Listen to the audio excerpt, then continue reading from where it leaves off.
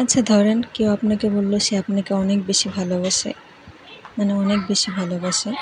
তারপর আপনি তাকে বিশ্বাস করলেন, কিন্তু একটা সময় যেয়ে তার আসল রূপটা আপনি দেখতে পেলেন, কিন্তু তখন আপনিও তাকে ভালোবেসে ফেললেন।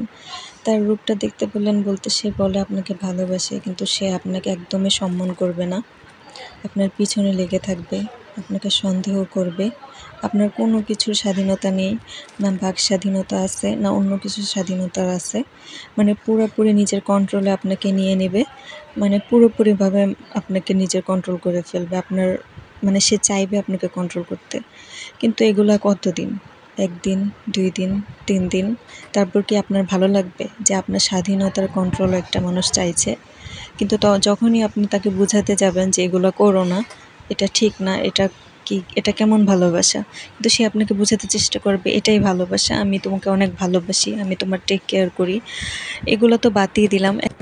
সে আপনাকে ফিজিক্যালি টর্চার করবে, সে আপনার গায়ে হাত তুলবে, তারপর বলবে এগুলো কিছু না, রিলেশনশিপে এগুলো হয়, আমি তোমাকে বোঝাচ্ছি, তোমার ভালো চাই, এটা সেটা ভংচং কত কথাবার্তা।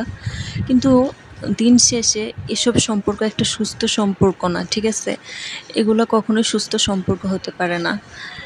মানে দিন শেষে আপনি এই সম্পর্কে কষ্ট পাবেন, কষ্ট ছাড়া কিছুই পাবেন না।